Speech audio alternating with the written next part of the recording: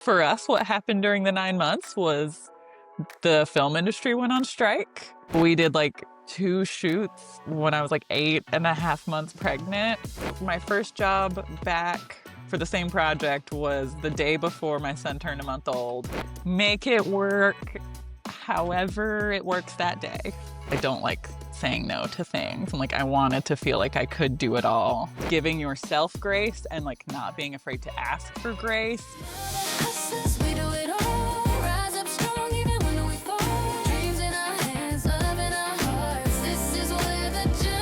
Welcome to Baby Bump and Business, the podcast for creative moms growing a baby and a brand at the same time.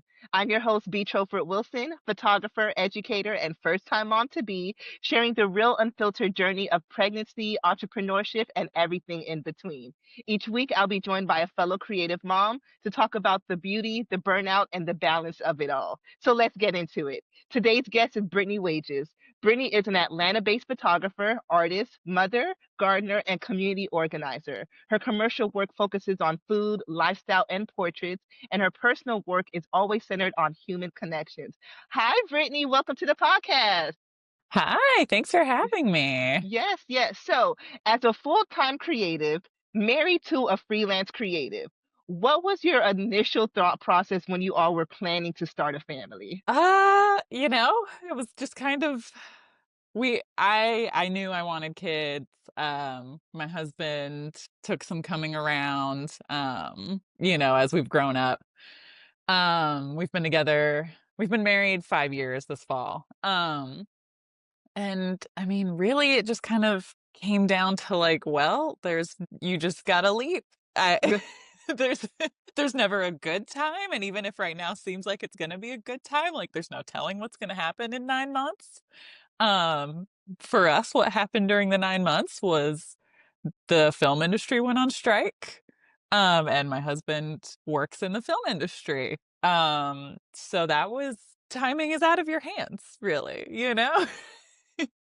We just went for it and have been just figuring it out day by day as we've gone. You Perfect. So as you said, the film strike happened. So when you found out that you guys were pregnant, did you have any plans or thoughts around, okay, what is my maternity leave going to look like, or what are things that I need to start putting in place now that we know that this is happening? Yeah, I mean, we sort of sketched out ideas of like, all right, how much do we kind of want to have banked and saved, set aside for like being able to take some time off for both of us. Like, you don't really know how anything's gonna go. Like, how long did I want him to be able to be at home? And um, but also knowing freelance world, like you don't know what kind of opportunities might show up. I mean, my plan was just kind of, I'm gonna put up an out of office. I'm gonna let my recurring clients know. And if something cool comes up in my inbox though, like I might I might be like, just kidding, I'm right here.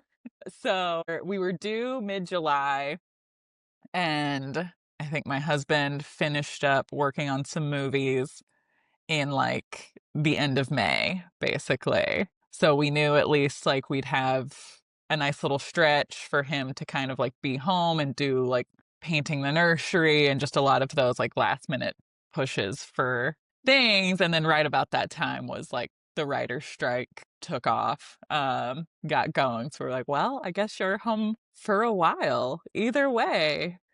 But because you can't predict what's going to happen, a long-term friend and client came back up with a huge project to shoot a second cookbook with the City of Atlanta Visitors Bureau. So we did like 2 shoots when I was like 8.5 months pregnant. And then they were like, okay, well, I guess we'll see you in a couple months. I mean, there's like a picture of me like standing on a bar stool to like get an overhead shot, and like we're just like, this is maybe not my best call, but like we got to get the shot. So was that your last job technically before having your baby? Yeah, so I think kind of I had to give them the heads up of like, all right, really, we should not be scheduling things with chefs like, from July 10th out kind of thing. Um and I was like, give me a few weeks and I'll let you know how I'm doing is kind of like where we left it. Like, don't schedule anything until you've kind of like heard from me. And we ended up, my first job back for the same project was the day before my son turned a month old. My husband works in lighting, so like he was thankfully available to like come assist. So he like we've got a photo of him like pushing a gear cart into a food hall, like with our son strapped to him. That's beautiful. That's so And we just beautiful. I had a hard time saying no to things. Like I still wanted to shoot. You know, it like even clients who were like, "Oh, you can just like help us like find someone to fill in while you're out." And I was like, "Oh, but I I want to want to. go." Right. And I think that's the hardest thing, when you're creative that enjoys and loves what you do, you still want to push where it's like, I mean, I think I can, or could try, or, you Right. don't want to say no. Yeah. And like it was good and bad. Like I mean, there was also the pressure of like we don't know when my husband's going back to work. Like maybe we don't need to say no to anything right now. And like maybe these clients won't come back around if I say no for too long or, but I remember like I ended up having a C-section and like had trouble healing with that and my sister was pregnant at the same time with twins. And so we were like, it was 2 weeks post C-section, but we were like, we don't know how long she's got. Like, we've got to get these maternity photos taken. So, like, I was told by my midwife the day before that, like, I shouldn't be carrying my own diaper bag. But I was like, but I gotta get these photos of her. Like, I got to. and like, probably shouldn't have been climbing up and down on the ground, but I did get the shot. I don't know. You do anything for the shot. Right, like yeah, So you know? so so during your pregnancy, when it did come time for you to have to tell clients that you were pregnant or that, what was that like? Oftentimes, especially as freelancers, when we're afraid to say no or we're afraid to disclose certain information, when did you feel comfortable letting your clients know, like, hey, I can do the project, but I'm gonna be carrying something along with me? Right, yeah, well, I got lucky, I had a huge surge of work right before I got pregnant, and then it just stopped in time for me to just kind of, like, lay on the couch through my entire first trimester, which, like, went through the holidays, and, like, I was so exhausted. That was, like, my main issue first trimester. I was like, "Okay," like, we banked some things and, like, now I can just kinda chill and, like, do admin work on the couch. But I think my first really big project I had while pregnant, I was, like, far enough along that I was showing, it was about halfway through, and thankfully I had that, like, second trimester surge of energy. um, but it was a pretty big production with, like, a pretty intense shot list, but the team was all women, like, from the agency side, the production, etcetera, and so I was kinda like, "I you're gonna get here and, like, I'm visibly pregnant." So, like, I might need an Apple box, like, I might need to stop to go to the bathroom, like, which doesn't I'm like, also, those shouldn't be things I need to, like, ask for permission to do. Right. But, like, I don't know like, it was a team I hadn't worked with before and, like, just making sure you guys know that, like, I can't run a set that way. And then, like and again, I had my husband and, like, one of our best friends as, like, my camera assistants and stuff, and, uh, they were people were babying me a little bit. They were kinda like, anytime they were, like, resetting, they were like, "Please sit down," like, taking cameras out of my hands and stuff, and I'm like, "Would you be saying this if I wasn't pregnant? But also I will sit down, thank you." Like It's like I'm not handicapped, but I'll accept the help. I'll accept it. Right, It's just right, and, like, I think my gaffer dozed off during lunch, so I was like, "Okay, see, it's not just me, like, this is a long day." nice. So But, like, then from there, it was like, okay, well, it was a lot of recurring clients and, like, that big cookbook project where it's like, "Yeah, you guys just gotta know, like, for your scheduling for the rest of the year, like, here's what's coming down the line. So did you have any specific requirements that you let them know? Like you said, like, having to go to the bathroom, of course. Were there any other things that you had to put in place just to make sure that you would be physically okay?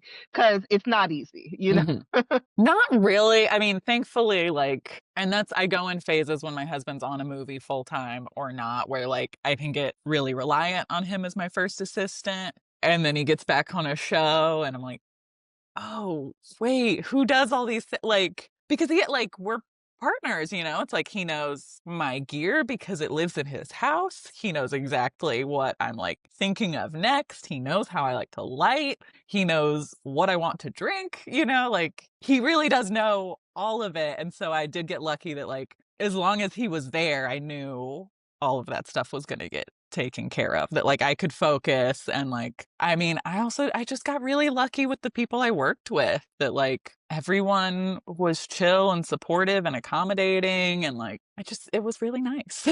That's awesome. That's awesome.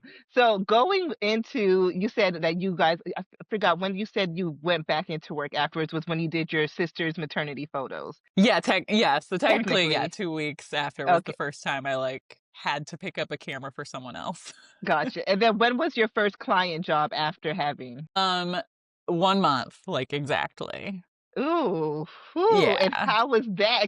Especially coming from a C-section, which we know takes a little bit longer recovery than natural. What was that like? uh Not great. I mean, again, thankfully had my guy there carrying literally everything, including the baby.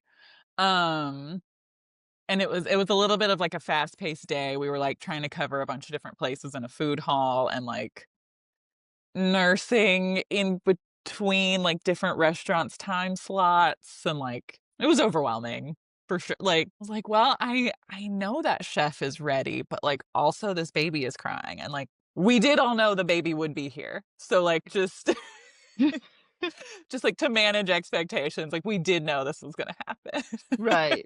And so what was that like, especially knowing you have to balance not just your client expectations and a crazy shot list, but now you have to put in time to feed, which is Right. something you wouldn't have to naturally consider. What was that like trying to balance that? It was weird. I mean, a lot of that like most of what I shot coming back for the first several months was for this cookbook project. And so nothing was like a long shoot, like it was just sort of small time slots, and like chefs' schedules are insane. They've got 15 minutes to give us at best, and like there's knives and fire everywhere, literally. But like I'm either gonna have to stop to pump in between our like 2 hours here, 1 hour there as we go through a day, or I'm just gonna have to like bring him along and nurse. Which is primarily what we did. And so yeah, we were just kind of trying to like base the schedules each day like around those like 2 to 3 hour feeding windows, which like thankfully the way the days worked, it usually was fine. But like we were at a blank on the name. I remember the chef's name, Freddie Money, but it's Atlas. I'm gonna feel so bad if that's the wrong one. But I think it was Atlas. It was right before they got their Michelin star, because that was also happening the same season with the same teams. But like we had the entire like visitors bureau like crew there with us, and like me and Christian, my husband, are like in the kitchen shooting them making this dish that's like so intricate and delicate, and like involves shaved ice stuff and like a sauce being poured. Like we have 2 seconds, to like get this shot, and like someone just like taps me on the shoulder and they're like, Henry's crying, but like, it's okay. Daniela's got him. Like, they found the bottle in the stroller. And I was just like, all right, again, like, I guess we all knew that we signed up for having the brand new mom shoot this.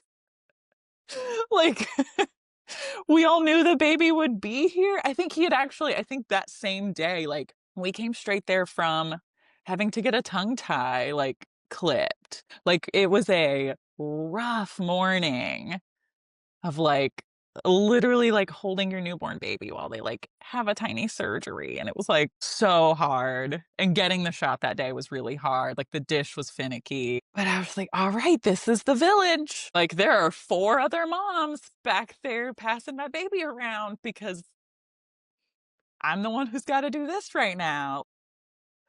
It was crazy. And like kind of the entire like first 6 months of his life felt a little bit like that.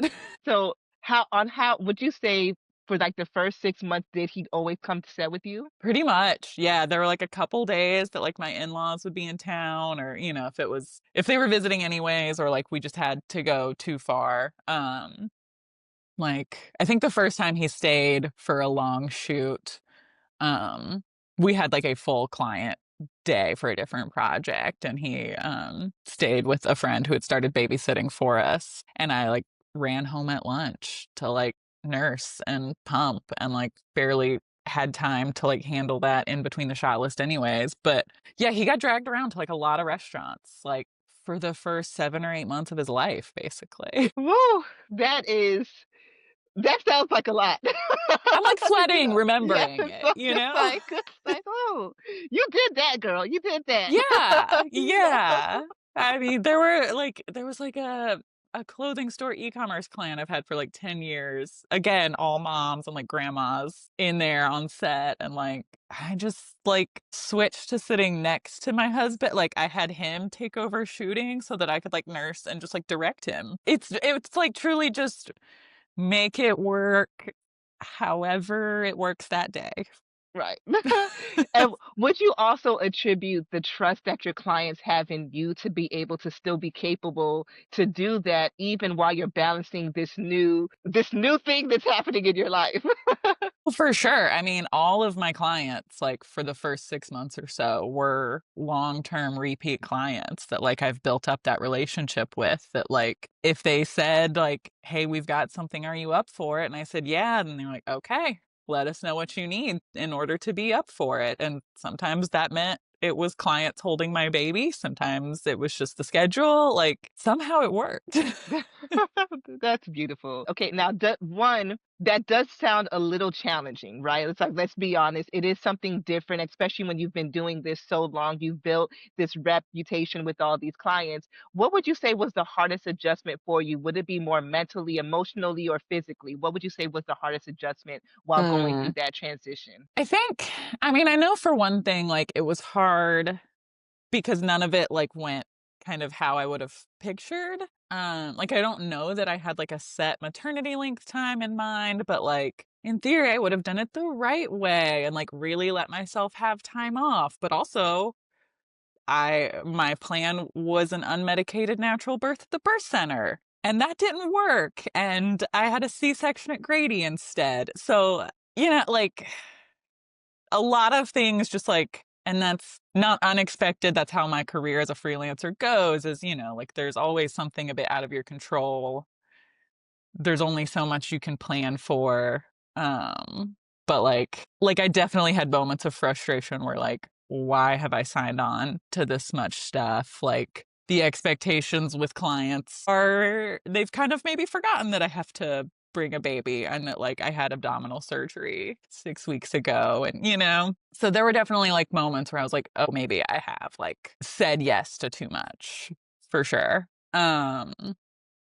That was probably the hardest, but knowing that, like, I said yes to it. Like, this still Right. all comes back to me and, like, what changes or boundaries am I willing to make? And that adjustment was very weird because I don't like saying no to things, and, like, I wanted to feel like I could do it all. But really, thankfully, he was a great sleeper, and, like, that's probably the only reason why any of it was possible. If we hadn't been sleeping, like, it would have been a completely different story. Right. So what would you say has been, in terms of, like you said, it's hard for you to say no, right? Now that you've moved into that sector of being a mother, and now let's say you're 6 months in, what boundaries did you have to start setting to make sure that you weren't getting overwhelmed or you weren't putting too much on your plate? Well, so I guess it was like maybe he was like 7 or 8 months old, and my husband went back to work, like back on a show full time. So that completely, flipped our schedule and what our days looked like. And I was primary parent heavily. Um, and, that cookbook project slowed down. So that shifted, everything kind of shifted all at once again. And I was able to like slow down and just spend more time with him. Um, but like, yeah, I mean, with that, even just realizing that like retouching time was now just like it wasn't just I need a sitter for the times when I need to go shoot, like someone has to watch him. It's like, oh, for me to like finish the project, for me to schedule the project, for me to take the meetings, like what do I do with the baby? And like sometimes I'm just holding him because at that age, like he could be still. But like realizing as a business owner, like it's very easy when you're just totally on your own schedule. You make your own hours. You can do this work at whatever time you need to do to fit into your life. And like realizing that my time had a very different value now. Um, that, like I'm gonna have to pay someone in order to do that retouching time. So now there is like an overhead cost to what it takes me to retouch those photos. So I outsourced retouching for the first time on a big job. And that was one of the things where it was just like, oh, realistically, no, like that's just not going to happen. Like someone else needs to do it.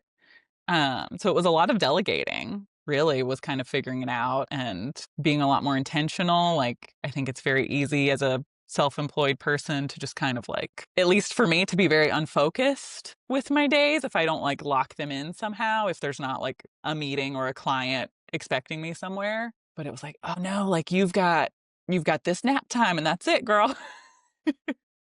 You gotta buckle in. Like there's no just like browsing the internet looking for an idea of like who you want to contact today. Like so it helped a lot with focus and like the prioritization of things. And like learning that I think was the biggest shift and accepting like what was realistic for me to be able to get done instead of Gotcha. that like dance you do where you're like, oh well, I put a million things on my list and like I didn't do all of them and now I feel bad. It was like, okay, don't do that to yourself. Like, what has to be done today?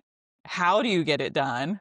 Like, where does it actually fit? And then, like, congrats, you won. Like, the baby was fed and slept, and like, you delivered those photos, and like, It's a good go lay day. down. Oh man. And I think so, that I think that's something that we often don't speak about, right? Especially when it comes to women who are going into this new chapter. It's an adjustment on all parts, right? Where it's not just your life's not just changing because you're becoming a mother. Your life as an entrepreneur is also changing. And now there are different things that you have to start calculating or try to start Hmm. rethinking or replanning to make sure that your business can still move and still flow in a way that's still possible and still makes sense while still giving you the rest that you need in this time.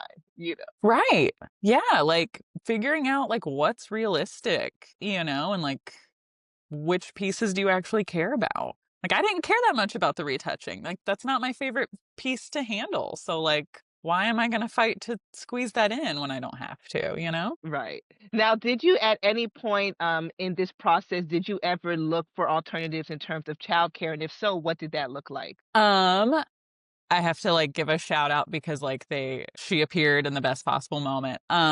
So we're pretty close to East Atlanta Village. And around the time my son was like 6-ish months old, this woman, Selena, opened Heinz House in EAV. She was a mom. She was pregnant at the time that they opened, which like impressive. But it's co-working and childcare, and it's super flexible. It's just like drop in, or you can get a membership, but like there is an office and then there's like the kids' playroom next to it. So like if you're nursing, you can just come in and out. Like if you just want to go sniff your baby's head, they're right there. But like once my husband went back to work, like that's mainly how I was able to get things done is going over there for like 4-hour blocks of time while he got to like play with other kids and get his socialization and, like play outside.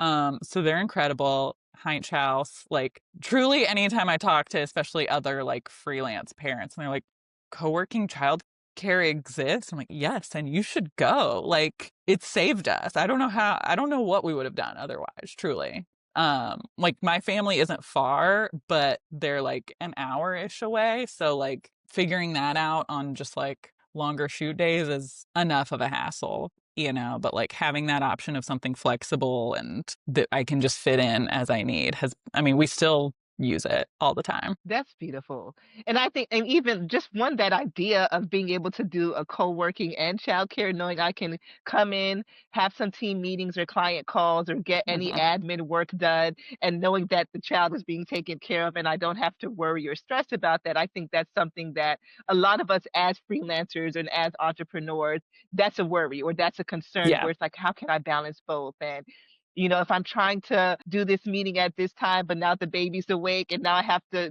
try to figure this out, but I don't want to be unprofessional, Right. you Right. know, Well, and and like as a freelancer, I work so much better, like when I'm just surrounded by other people who are also getting work done versus like you're at your house and you're like, oh, those dishes though, like having a space to also just like, okay, I am getting ready. I am getting into work mode. I have this 4 hour block. Like, here's what I need to get done. I'm paying for it. So like we better make definitely use need of to the use it. time, you know? And like I definitely read some newsletters. Like I let my brain relax as well too, but like the structure of it was just huge, even outside of the like someone else is watching my kid part. Like it's great.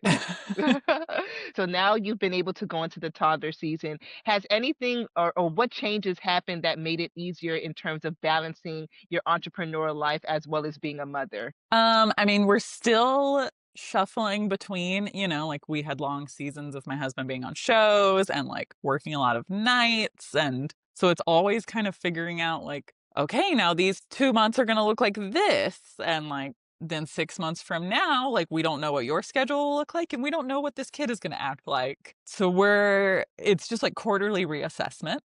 My son is extremely high energy, which is another thing about like having somewhere for him to go. Like he was so much easier to manage than the rest of the day if he's like been out of the house getting to do things. So he started preschool last week, which is weird. He's there right now. Like he's in this adorable little 2-year-old class, at a cooperative preschool that we're super excited about. He's going to go 3 mornings a week. And like truly last week, like on his first day, we just like got home from dropping him off and we're like, what do we like? He's just not, neither of us have him. Like, what do we do now? Like, what? We just, like, my husband was just like reading a book for fun at like noon. That's so cute.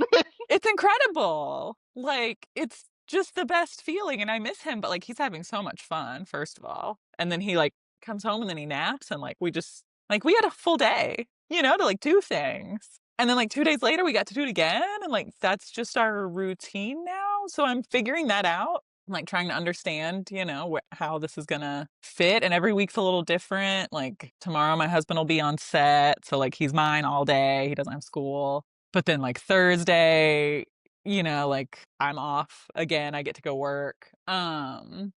So yeah, it's still constantly like a readjustment and like you don't know what mood they're gonna wake up in. He woke up at 6:30 this morning and like I've tried to start becoming a morning person. I'm doing the artist's way right now to like rework some creative burnout.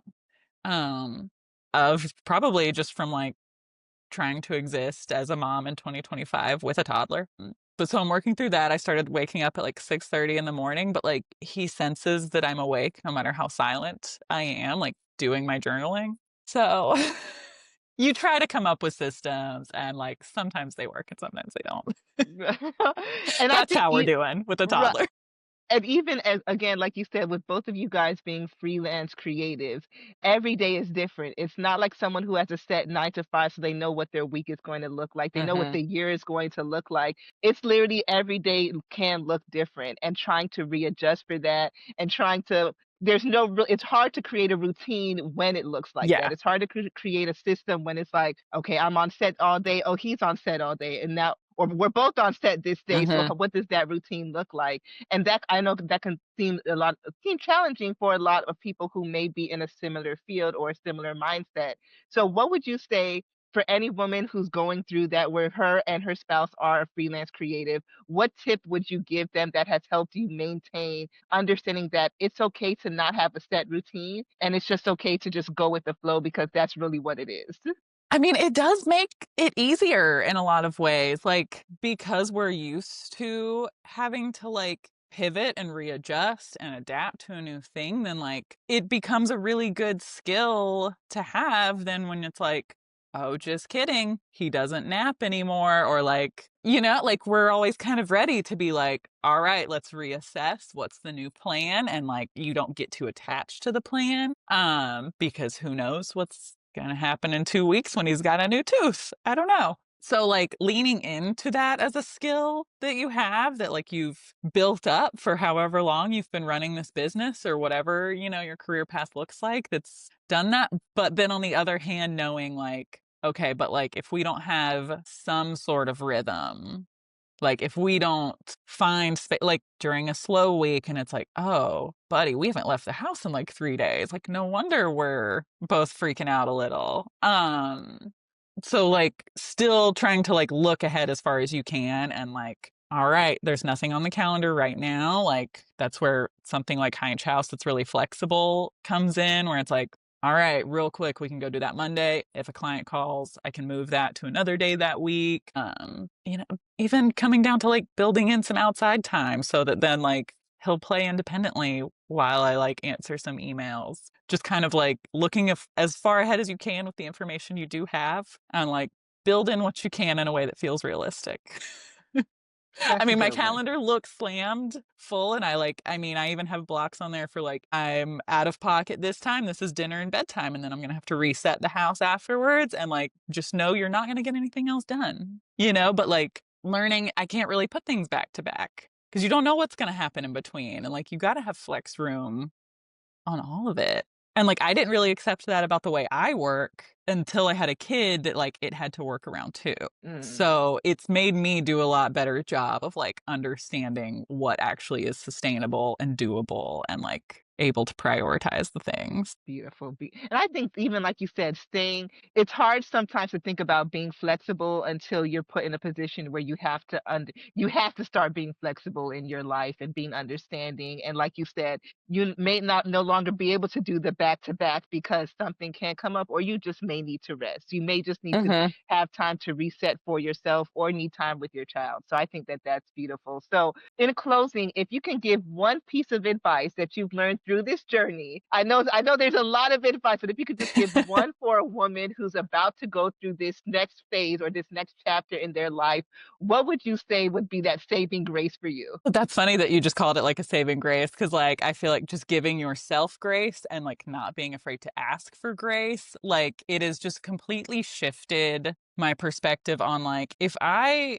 like was so hugely appreciated to like have clients that supported me and like understood that like I'm in a human body that needs to sit down sometimes and like I am a human who like has to go care for another person, then it's like, oh, we all need that. Like, whether you have a baby or kids at all, like, we can all give each other that grace and space. And, like, then that becomes reciprocal. And, like, it just makes it all so much more rewarding and easier and, like, possible for each other. But, like, you have to learn how to, like, both give and ask for it. Ooh, that's a good one. Okay, I need now a little bit just to dive a little bit in. How do you get the courage to ask for grace? I think for me, it was like, well, there's just like, there's a very obvious clue here now that I need it, whether that was the bump or like the screaming baby. Like it made it very hard for me to ignore. Like as someone like I'm an eldest daughter of an eldest daughter, like I was not asking for help before. I was very good at giving help, not good at asking for it. And now it like no one can deny that like I've been told I can't lift this camera bag. Like we're people are gonna force that help on me, even if I'm like not really willing to ask for it. And then hitting walls where you're like, yeah, I can't get this done today. Like I'm either gonna need some support or some grace for it. And like thinking like, oh, you do too. Like if I can ask for that, then like you should ask for that. Like, we can all give that to each other. It's that easy. Like, it just, yeah, it's been like a huge mindset shift on the like compassion that it's built both for myself and for other people. Like, change the game. Beautiful. Well, Brittany, again, thank you so much for your honesty. Thank you for sharing so much information. I know I've learned a lot, and I know that our listeners are going to learn so much in this. One, you're doing a banging job. You're doing an amazing job, Thanks. especially being at home with two creatives, freelance creatives. I know that it's not as easy as it would be for others. So if no one's told you today, you're doing an amazing job. And I'm so Thanks. inspired by what I've been able to learn from you and your journey today. And I can't wait for listeners to be able to be inspired by it as well. I can't wait to listen to everything. Like, I can't wait to get nuggets from everyone else. Like, this is great. Awesome. Thank you so much. But again, Brittany, again, thank you again so much for your time. Thanks. Thank you so much for tuning in to this episode of Baby Bump and Business. I hope today's conversation reminded you that you're not alone on this journey and that there's so much power in building something beautiful while becoming someone new. If you enjoyed this episode, please take a moment to rate, review, or share it with another creative mom who needs the encouragement. Your support helps this community grow and lets more stories like ours be heard. To stay connected and get updates on new episodes and real talk from creative moms like you, be sure to follow us on Instagram at Baby Bump and Business. Until next time, keep creating, keep growing, and give yourself all the grace that you deserve.